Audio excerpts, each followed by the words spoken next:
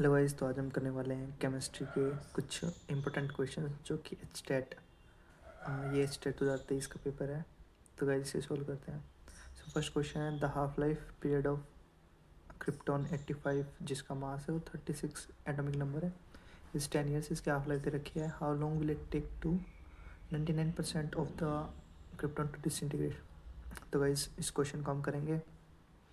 क्या होता है, हमें पता है टी हाफ जो भी हमारी कोई भी न्यूक्लियर रिएक्शन होती है वो फर्स्ट ऑर्डर रिएक्शन होती है, तो टी ऑफ हो जाता है 0.693/K। उससे वहाँ से हम K निकाल लेंगे और फिर जो फर्स्ट ऑर्डर रेट रिएक्शन है उसमें पुट कर देंगे और फिर वहाँ से हम टी की वैल्यू निकाल लेंगे। तो इसका आंसर आ जाएगा फिर 33.2। टी हाफ का तो पता ही है, t half is equal to 0.693/K।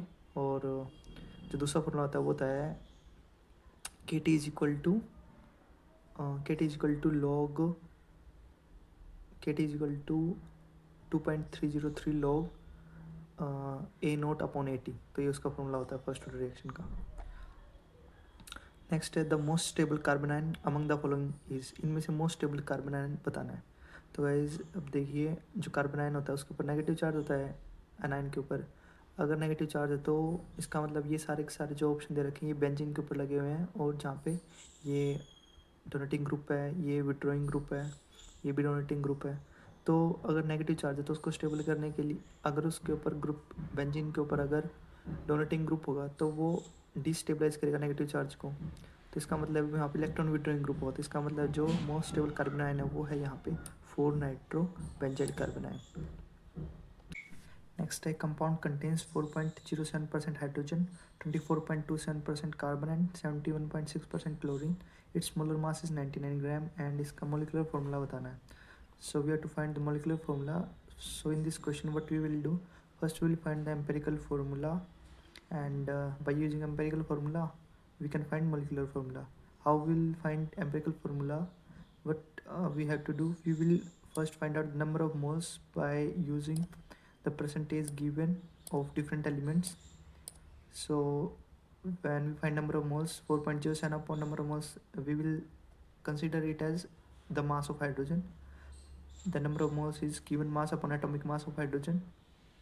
Okay, ऐसे ही we will find the number of moles of carbon, then number of moles of chlorine, then we will divide it to get a whole number ratio, and it will be its empirical formula. By the way, we can find the answer of this question by using options. As the molar mass is given 99 gram, so we will find the compound which has 92 gram molar mass. So let's see, I think this is the compound which has 99 gram mass.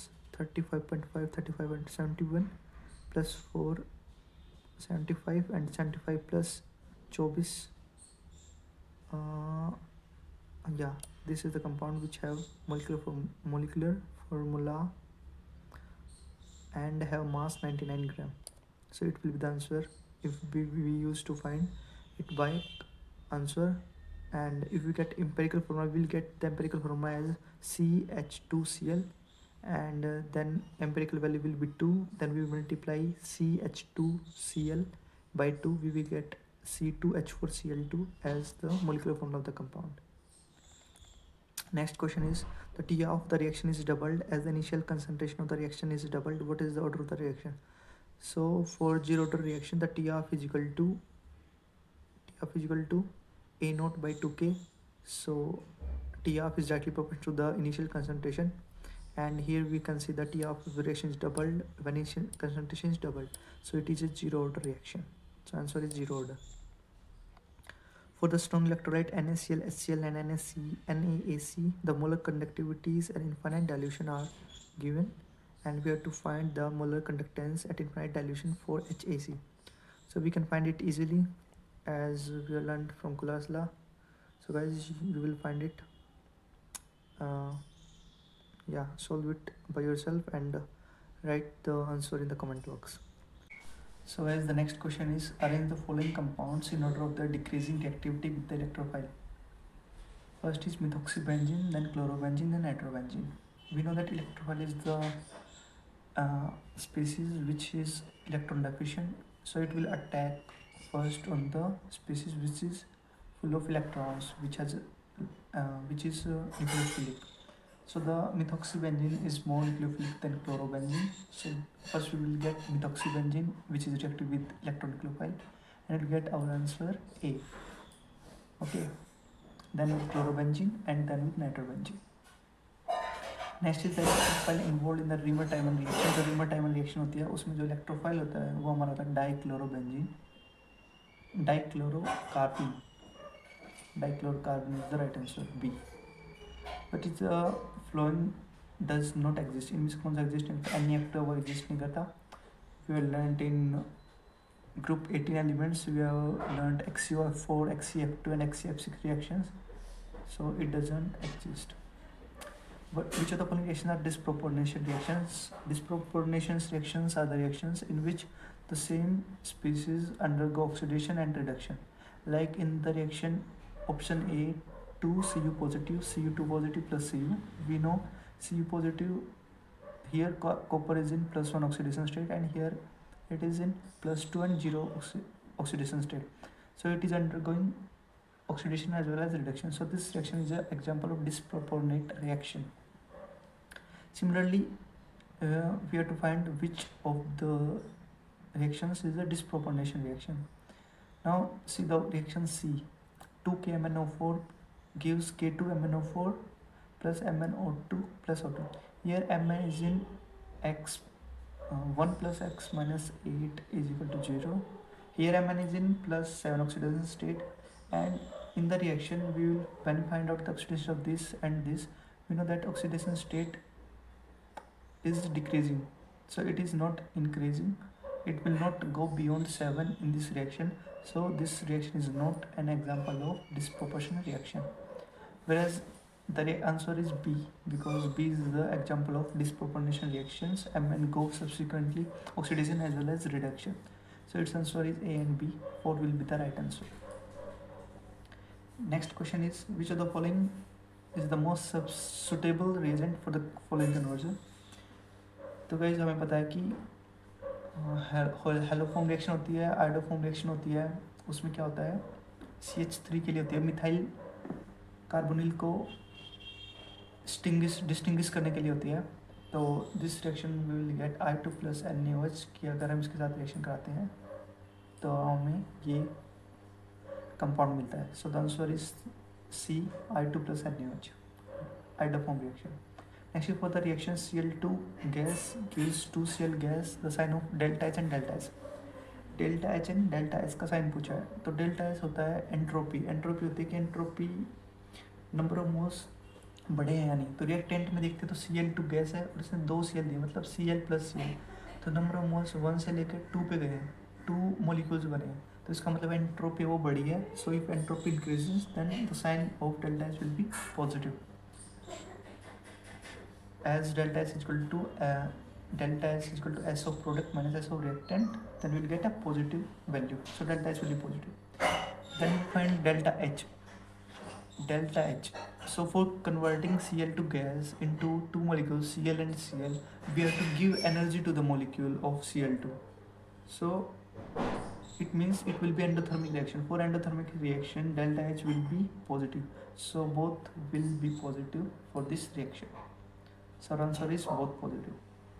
Next is electronic configuration of a transition element X in plus the oxidation state is Ar3d5. What is the atomic number बताना है. We all know that the oxidation number of iron is 3d6 in plus the oxidation state. So when it is will be in plus the oxidation state, then it will be 3d5. So that the atomic number will become 26. We will check this by different way, like it's 18 plus 5, 23, and 23 plus 3 will be 26. So the atomic number will be 26. If all the molecules of ethonic acid associate in benzene, then ethonic acid होता है वो डाइमर्ज करता है.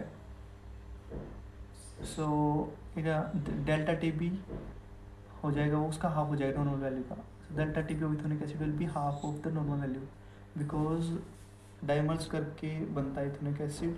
सो जो value हो जाएगी उसकी 1/2 half हो जाएगी डेल्टा टी बी की. सो it will become half of the normal value. Next is arrange the following in decreasing out of their boiling point. N-butane, 2-methyl-butane, N-pentane, 2,2-dimethyl-propane. We know that when branching is done in the compounds, then with branching the boiling point will decrease. So we have seen 2-methyl-butane, 2,2-dimethyl-propane, whereas N-pentane and N-butane are of single chain. They are not in branched form. So the lowest molecule which has the lowest boiling point will be 2,2-dimethyl propane. Okay, and highest boiling point will be of branching के साथ boiling point decrease होता है. तो सबसे कम boiling point 2,2-डाइमिथाइल propane का D का. Branching के साथ बॉइलिंग पॉइंट डिक्रीज होता है. उसके बाद 2-मिथाइल ब्यूटेन है. 2-मिथाइल ब्यूटेन का आएगा, बी का आएगा, पी का आएगा. हाईएस्ट देखते हैं गाइस, हाईएस्ट देखते हैं. हाईएस्ट बॉइलिंग पॉइंट किसका है? जैसे जैसे चेन बढ़ती है तो बॉइलिंग पॉइंट है वो बढ़ जाता है. तो एन पेंटेन का सबसे ज़्यादा बॉइलिंग पॉइंट होगा, सी का सबसे ज़्यादा बॉइलिंग पॉइंट होगा, फिर बी का होगा, फिर बी का होगा, फिर डी का होगा और फिर ए का होगा. क्योंकि सबसे ज़्यादा बॉइलिंग पॉइंट जैसे अब इसमें तो चेन ही कम है, इसमें तो कार्बन ही 4 है. तो पहले हम 5 वालों में देखेंगे. पहले एन पेंटेन का सबसे ज़्यादा, उसके बाद 2,2-डाइमिथाइल प्रोपेन का कम होगा, उसके बाद होगा 2-मिथाइल ब्यूटेन का ज़्यादा, क्योंकि ब्रांचिंग बढ़ रही है तो बॉइलिंग पॉइंट कम हो रहा है. उसके बाद 2,2-डाइमिथाइल प्रोपेन का, उसके बाद एन ब्यूटेन का. सो जो इसका आंसर हो जाएगा CBDA. एन पेंटेन का सबसे ज़्यादा बॉइलिंग पॉइंट, उसके बाद 2-मिथाइल ब्यूटेन का, उसके बाद 2,2-डाइमिथाइल प्रोपेन का, फिर एन ब्यूटेन का. Answer is D. Next is the correct order of base strength among the following. Base strength किसकी ज़्यादा है? नाइट्रोजन नैनो पार्टिकल, ऐश्वर्या सब बिंदास. So we will check the basic strength of the compounds. Basic strength. So guys, tell me the answer of this question of how we will check the basic strength.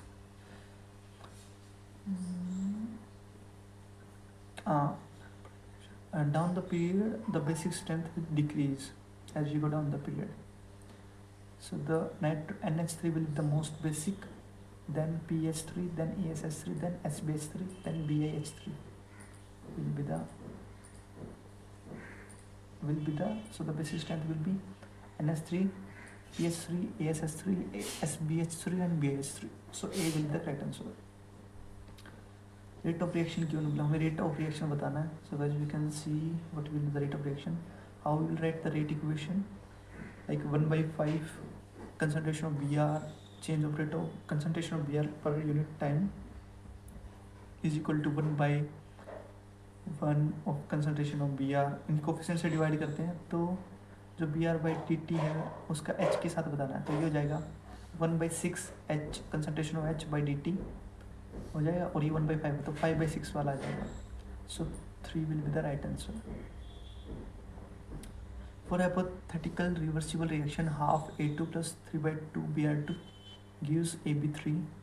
If the standard entropies of A2, B2 and AB3 are given, then about the equilibrium, what will be at equilibrium temperature? अच्छा, temperature बताना कि किस temperature पे ये reaction equilibrium होगी. तो वैसे हम guys we know that delta G equal to delta H minus का टी डेल्टा, और एट इक्विलिब्रियम है वो क्या होता है? डेल्टा जी होता है 0. तो delta H equal to T delta H आ जाएगा. और यहाँ पे हम टेम्परेचर बताना है. डेल्टा एच की वैल्यू गिवन है -20 किलो जूल, और हम डेल्टा एस निकालेंगे. डेल्टा एस कैसे निकालेंगे? हमें स्टैंडर्ड एंट्रोपी दे रखी है कि डेल्टा एस हो जाएगा delta S of product minus का एस ऑफ रिएक्टेंट. AB3 की वैल्यू दे रखी है 50 minus half of A2, half of 60 plus 3/2 of 40. ठीक है, तो वो हमारी वैल्यू आ जाएगी और फिर इससे हमारा आंसर आ जाएगा. तब इसको गाइस निकाल सकते हैं. इजी है ये क्वेश्चन. सो कमेंट बॉक्स में कमेंट करेगा इसका answer. Number of coulombs required to oxidise 1 mole of H2O to O2R। कितने मोल कूलम्स रिक्वायर्ड होंगे oxidise 1 mole of H2O to O2, H2O को O2 में ऑक्सीडाइज करने के कितने कूलम्स ऑफ मोल रिक्वायर्ड। तो गाइस हमें पता है कि 1 फैराड होता है वो 96500 इक्वल होता है, और H2O से O2 में कन्वर्ट करेंगे वो, तो वो हो जाएगा, उसमें 2 इलेक्ट्रॉन्स लगेंगे, 2 इलेक्ट्रॉन्स लगेंगे। So answer will be 1.93 into 10 power 5 coulomb। When the electrolysis of silver sulfate was carried out by PT electrodes, 1.6 gram oxygen was liberated at the anode, the amount of silver deposit at cathode will be। तो वैसे इस question को आप करेगा, काफ़ी easy question है, और इस क्वेश्चन को सॉल्व करके आप मेरे पास सेंड कर सकते हैं, मेरी मेल पे सेंड कर सकते हैं, क्योंकि ये क्वेश्चन थोड़ा सा अलग लगा है, इजी है, पर तो इसे सॉल्व करेगा खुद। नेक्स्ट है which of the following is not a Meta directing group. इनमें से जो कौन सा है वो एक मेटा डायरेक्टिंग ग्रुप नहीं है। So from this meta directing group is not, कौन सा नहीं है वो, NHCO नहीं है। We also learn a reaction of NHCO in aniline chapter, amines chapter, where what we will do, we want to direct the bromine group to para position. So what we will do, that we will do acetylation of the NH2 aniline. Okay, so it is not a meta directing group, it is a para directing group. So the answer is NHCO. In the complex CnO3 twice 2 negative, the number of oxygen atoms used by each NO3 to coordinate the metal are। कितने oxygen items use होते हैं CeNO3, 6 2 negative है, to coordinate metal के साथ coordinate करने के लिए। तो गाइस इसका स्ट्रक्चर कुछ ऐसा होता है, C सेंटर में होता है और 2 2 4 2 6 हैं वो। अच्छा, कितने ऑक्सीजन यूज होते हैं, इसके 2 ऑक्सीजन यूज होते हैं guys, 2 oxygen are use to coordinate. इसके स्ट्रक्चर में आप स्ट्रक्चर बना के देख लीजिएगा, तो 2 ऑक्सीजन यूज होते हैं CnO3 6 2 नेगेटिव में, NO3 नेगेटिव के, जो कोऑर्डिनेट करते हैं मेटल के साथ। सो गाइस जो हमारा नेक्स्ट क्वेश्चन है वो है, हाइलाइटर यूज करते हैं। सो गाइस हमारा जो नेक्स्ट क्वेश्चन है वो है कि विच of the following order of the energies of molecular orbital of N2 is correct. N2 का मोलिकुलर ऑर्बिटल है, तो कौन सा एनर्जीज के अकॉर्डिंग कौन सा करेक्ट ऑप्शन है। So we know that anti bonding orbital have higher energy, so it will will be from 1 or 4। Actually option 1 is slightly, I think this question is incorrect, because here pz will come, so the energy of 2pz will be greater than 2py. Okay, so this will be the correct answer if here is 2pz orbital. Okay guys, so the answer will be 1। Thermodynamic की the most stable form of carbon, carbon की सबसे thermodynamic most stable form कौन सी है, that is graphite. Graphite is the most stable form of carbon thermodynamically. Next is CH triple bond CH plus H2O in the presence of Hg2 positive plus H positive, the product of the above reaction will be, we will get an aldehyde from the above reaction। NCERT की exercise है ये, जिसमें question है, we will get aldehyde in this, that will be ethanol। the number of radial node for 4p orbital, number of radial nodes का formula होता है, वो होता है n minus l minus 1। so we will get n की value here is 4 and l की value is 1, sp 0 1 1। 4 minus 1 minus 1, 4 minus का 2, then we will get answer is 2। number of radial node will be 2 and number of angular nodes will be equal to L। the value of L will be number of angular nodes। so the next question is the correct order for first ionization enthalpy among the following is, we know that the ionization enthalpy decrease down the group and increase along the period, as nuclear charge will increase along the period and size increase down the period, so ionization enthalpy will decrease। so what we will see here, that magnesium and aluminium, silicon, phosphorus, sulfur, we know that magnesium has a full filled configuration S2, then it is not easy to take the first electron out of Mg, magnesium. So magnesium will have highest ionization enthalpy than aluminium. So here are two options, 2 and 4. Now we will see S and P. Phosphorus has a stable half configuration, so it is not easy to take one electron out of phosphorus because it will take more energy than sulfur because it has stable half field configuration. So the answer will be 2. Phosphorus will have highest ionization enthalpy among them. So answer will be 2. Which of the following element does not belong to actinoid series? इनमें से कौन सा element है जो वो actinoid series में नहीं है? तो इनमें से कौन सा एलिमेंट है एक्टिनोइड सीरीज में? वो है टीएम, थूलियम। ये सारे सारे एक्टिनोइड है, uranium, NP, FM. So these belong to actinoid series and TM, thulium belong to lanthanoid series. Next is an aqueous solution of borax is, जो बोरेक्स का solution होता है that is alkaline in nature. So the answer is alkaline. So guys, the next question is only 2 electrons may exist in the same orbital and these electrons must have opposite spin is the statement of which of the following? तो किसकी statement है? ये Pauli exclusion principle की statement है. उसके बाद है which of the following aqueous solution है the highest boiling point. Highest boiling point किसका है? तो गाइस जो बॉइलिंग पॉइंट होती है, boiling point, highest boiling point number of atoms, number of molecules के ऊपर डिपेंड करती है. जिसके जितने ज़्यादा मॉलिक्यूल्स होंगे ना, मॉलिक्यूल जितने ज़्यादा होंगे हाईएस्ट बॉइलिंग पॉइंट उसी का होगा. ठीक है, तो कोलिगेटिव प्रॉपर्टी होती है. तो NaOH इसमें 2 मॉलिक्यूल है, Na और OH. यहाँ पे 2 Na प्लस SO4 2 नेगेटिव 3 है. यहाँ पे भी 2 ही है और यहाँ पे भी 2 ही है. तो सबसे ज़्यादा मॉलिक्यूल्स किस में है? 3 मॉलिक्यूल्स हैं, वो Na2SO4 के अंदर है. तो जो इसका हाईएस्ट बॉइलिंग पॉइंट होगा. ओके गाइज, तो इसका आंसर हो जाएगा 1.0 m of Na2SO4. From the kinetic theory of gases, the number of biomolecular collisions per second per unit volume among molecules of one species given by. तो इसका formula होता है Z = 2n² sigma का square 8π/kT by mu की √. तो इसमें ये formula याद रख लेना गाइस, केमिकल काइनेटिक्स के अंदर है, कोलिजन थ्योरी के अंदर. The reaction ArN2 positive Cl negative, इसकी कॉपर HCl के साथ करा देंगे तो हमें क्या मिला? ArCl + N2 + CuCl. CuHCl के साथ करा रखी तो ये रिएक्शन होती है कैटरमैन रिएक्शन. अगर Cu2x2 मतलब कॉपर का सोल्ट ले लिया है हैलाइड के साथ तो उसको बोलेंगे हम सैंडमैन रिएक्शन. अगर खाली Cu प्रेजेंट है और HCl दे रखा है तो होगा Gattermann reaction. So this is the Gattermann reaction. The crystal field stabilisation energy in term of del naught for D6 configuration of metal ion in high spin octahedral complex.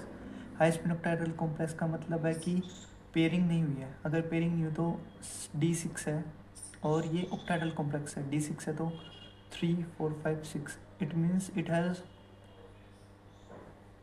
अच्छा crystal field stabilisation energy बतानी तो 4 electrons आ जाएंगे, उनकी multiply हो जाएगी -0.4 के, क्योंकि जो T2 जो होता है उसका जो कंट्रीब्यूशन वो -0.4 होता है और उस ऊपर ईजी होता है उसका 0.6 होता है. तो हम del नोट की वैल्यू निकालेंगे तो वो आ जाएगी -0.4 × 4 1 2 3 4 एंड 2 × 0.6 प्लस कर देंगे दोनों को तो उसकी वैल्यू भी हो जाएगी 0.4. सो इसका आंसर आ जाएगा 0.4. In NO3- the number of bonded pairs and lone pairs of electrons on nitrogen atoms are. NO3- से उसका स्ट्रक्चर बना लेना है तो उसमें हमें बताने हैं बॉन्ड पेयर और लोन पेयर. तो इसके अंदर प्रेजेंट होते हैं बॉन्ड पेयर होते हैं 4 और फिर नाइट्रोजन के ऊपर एक भी लोन पेयर प्रेजेंट नहीं रहता क्योंकि नाइट्रोजन के ऊपर आ जाता पॉजिटिव चार्ज. तो इसका आंसर आ जाएगा 4 and 0.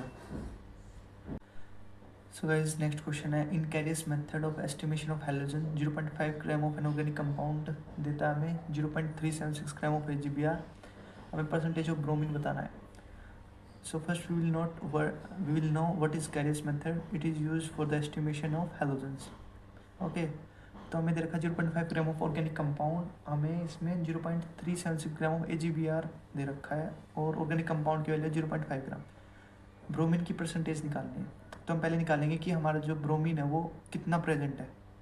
ठीक है, तो ब्रोमीन कैसे निकालें कितना प्रेजेंट है AgBr में.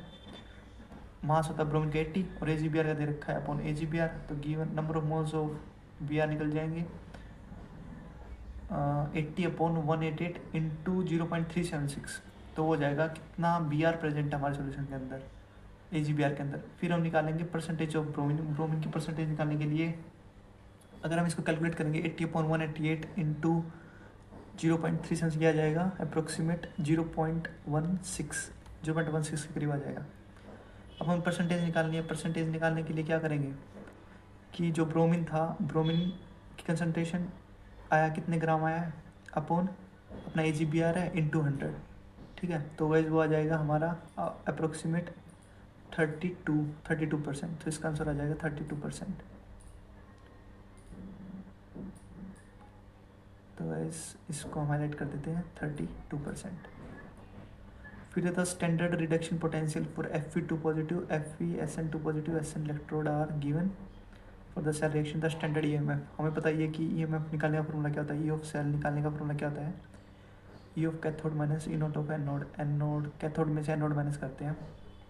तो देख लीजिए किसका ऑक्सीडेशन हो रहा है, किसका रिडक्शन, एनोड पे होता है ऑक्सीडेशन और कैथोड पे होता है रिडक्शन, तो हमारा ये वैल्यू निकल जाएगी।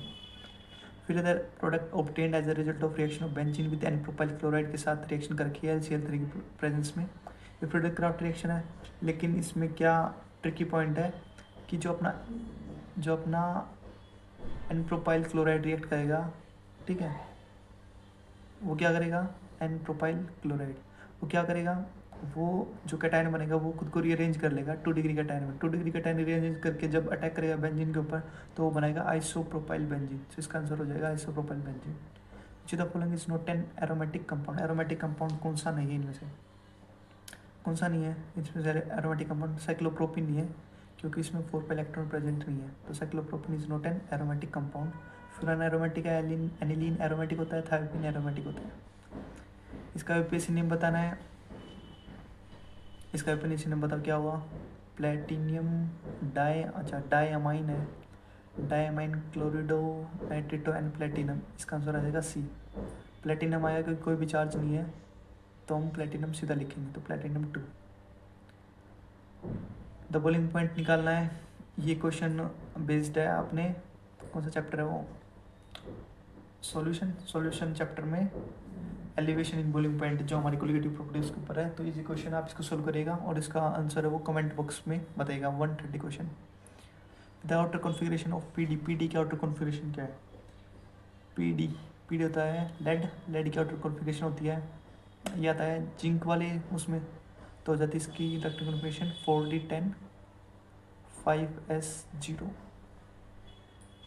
ठीक है, 4d10 5s0 इसका इलेक्ट्रॉनिक कॉन्फ़िगरेशन हो जाएगी जिंक की। So guys our next question is, हमें आइसोमेरिज्म बताना है कंपाउंड्स में, स्पीसीज में। We know that the compound A is CuNH3 Cl2 positive. It will show geometric isomer because cis and trans are geometric isomers of each other. So the answer of A will be geometric isomer. This will show geometric isomerism.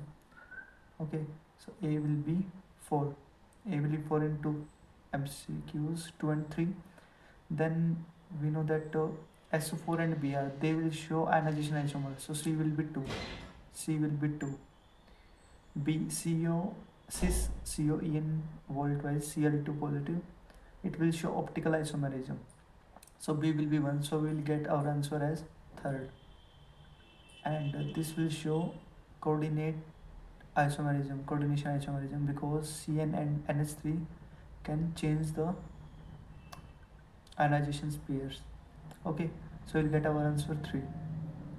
Next is CH3 CH2OH can be converted into CH3 CHO by, हमें oxidation करना है alcohol का aldehyde में, तो KMnO4 वो भी oxidising agent है लेकिन ये कंट्रोल ऑक्सीडेशन नहीं करता, ठीक है, ये एसिड बना देगा अल्कोहल से, so it will not be the answer. Okay, with pyridinium chlorochromate PCC, या we will get aldehyde from alcohol by using PCC, so the answer is 3.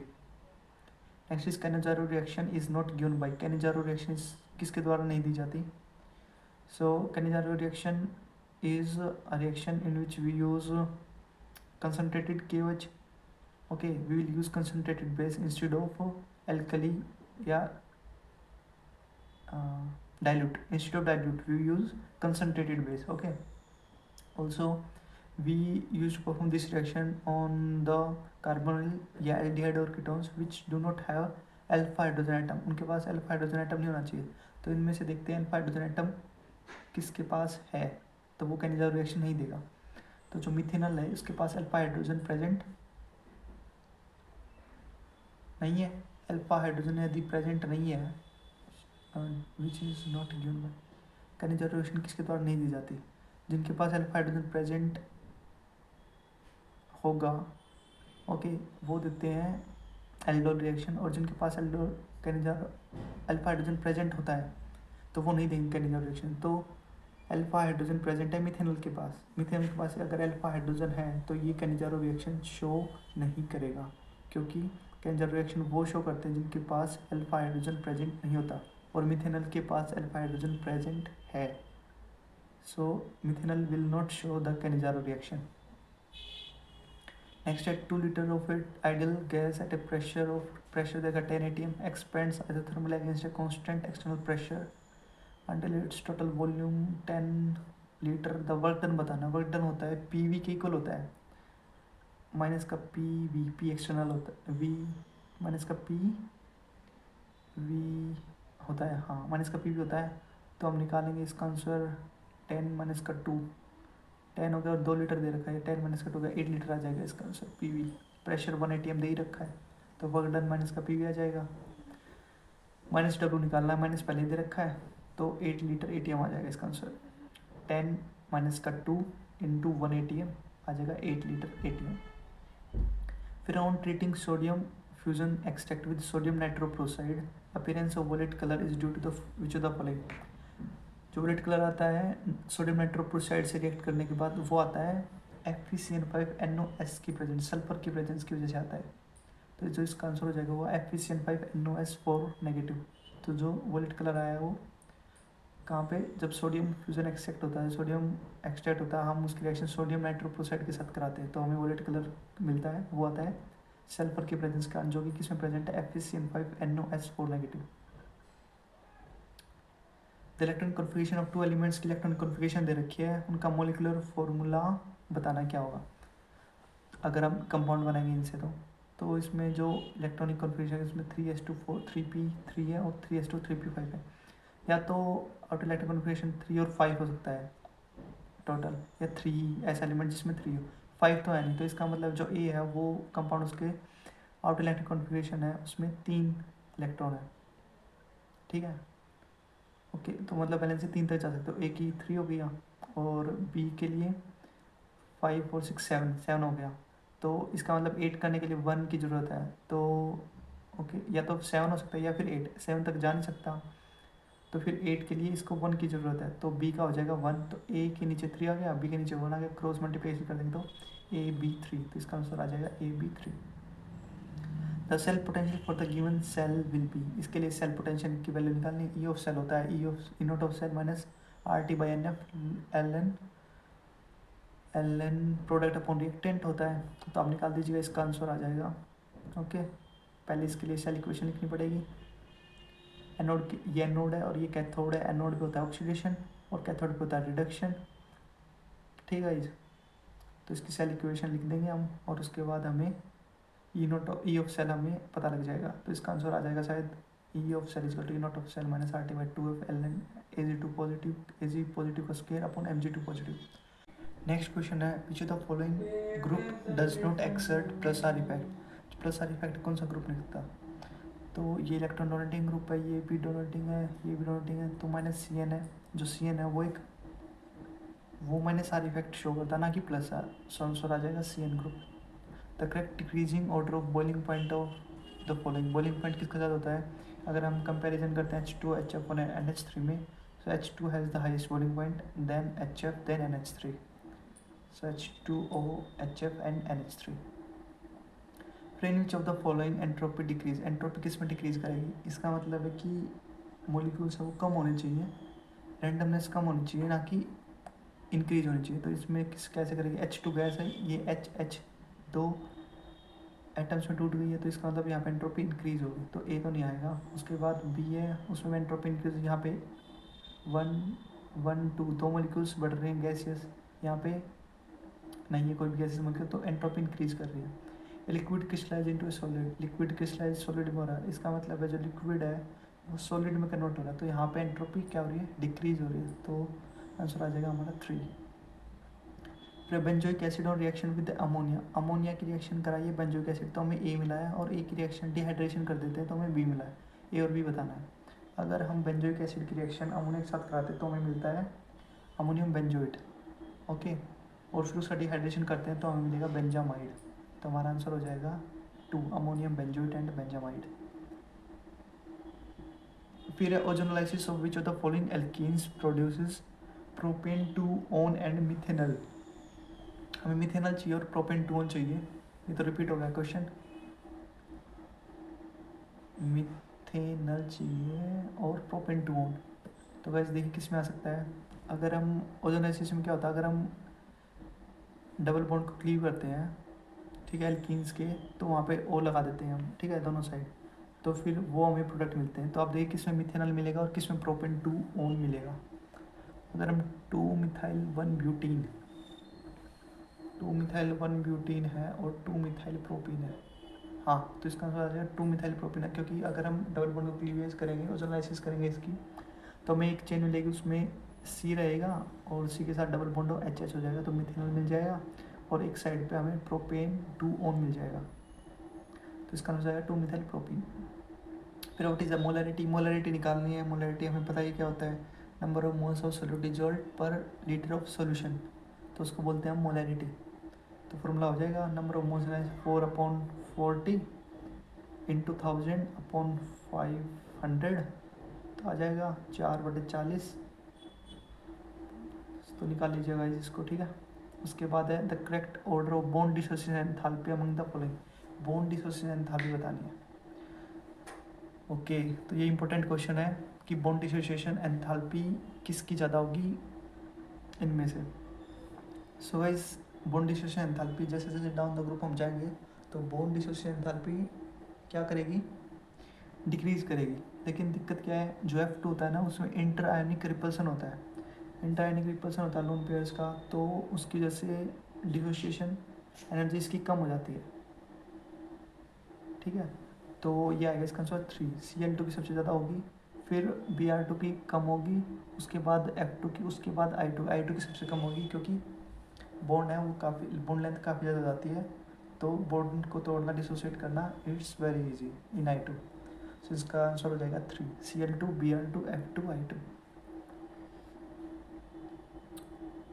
Next is if water vapour is assumed to be a perfect gas, molar enthalpy change for vaporisation दे रखी है, inter energy